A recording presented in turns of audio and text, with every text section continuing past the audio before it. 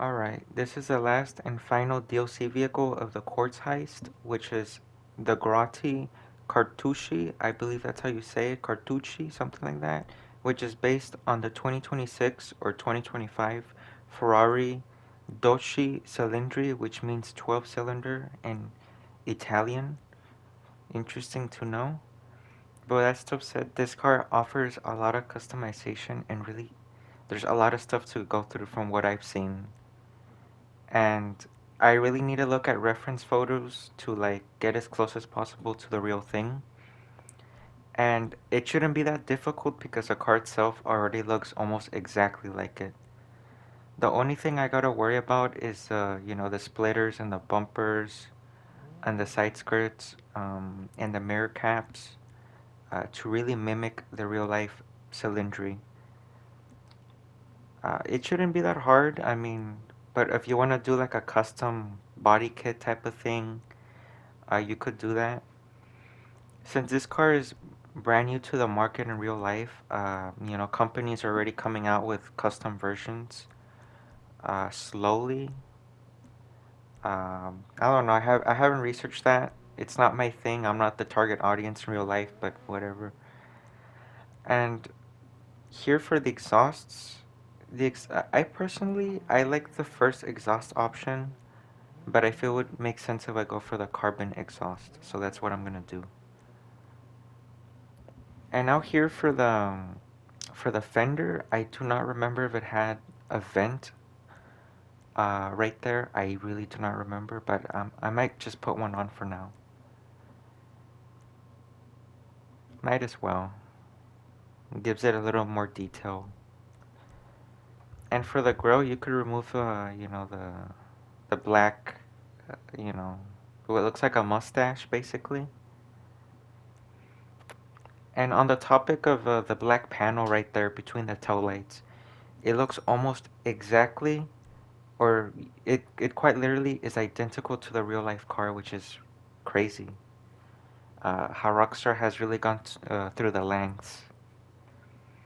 And it wouldn't surprise me if they had a deal with car companies, to make parodies, which they do. They make parodies of real life cars, but I mean, I appreciate that they're getting closer to the actual designs, which is sweet.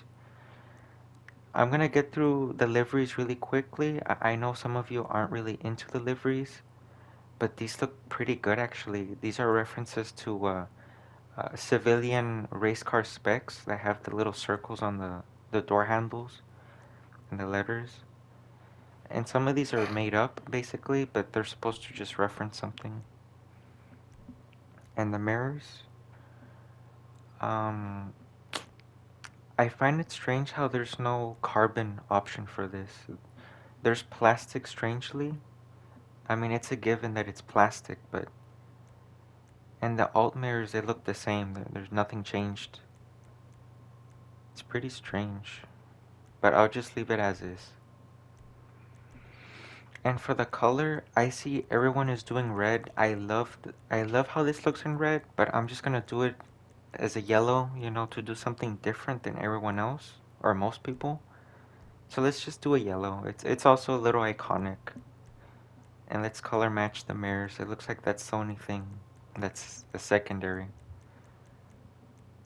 Besides the hood, which is optional. Alright, let's see, what else is next? And for the interior is nothing special. I mean, I might just skip this. I feel like no point in giving it attention.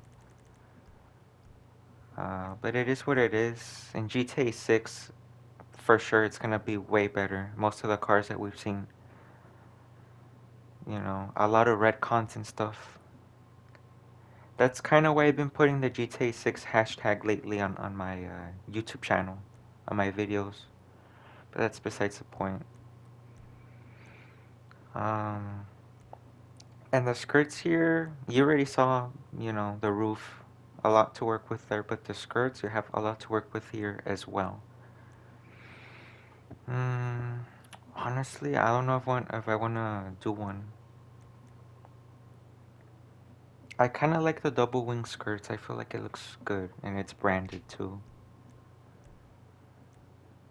And for the wings, you really don't have that many options, but it's still quite a lot to work with. Some of which are reused and generic style wings, which is alright. I mean, some of you like it. And a lot of these are GT inspired. I have yet to see a GT version of the Cilindri, in pictures, but we shall see. But I'll just do, something subtle. And the suspension, it thankfully doesn't have any camber. Let's be thankful, because it's very annoying. And for the wheels, I'll just bulletproof them. I really love the design of the rims or the wheels. It really did grow on me. Honestly, I mean, I'm not the biggest fan, but it's a new style. It's new to the game, so I might as well just leave it on. Might as well. Before I exit the garage, I gotta show you the window tints, how it looks. It tints the back panel basically very much, so just put something light. Alright, and on to the performance. Raf is calling me again. I haven't had a time to go and do the cutscene setups and all that stuff. But from what I'm experiencing here with the driving experience, uh, it feels a little questionable. Like the back end is a little too loose. And maybe it should be because it's a very powerful car. It gets a lot of power. Um, it really doesn't feel like it's all-wheel drive. I feel like the rear tires are getting, all the attention, all the power. Mm, yeah, it feels interesting.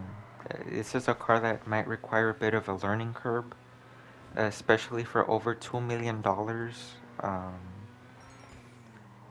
Yeah, I mean, if you like Ferraris, I like Ferraris too. I could really manage this handling and the driving experience. It is obviously fast, that's a given.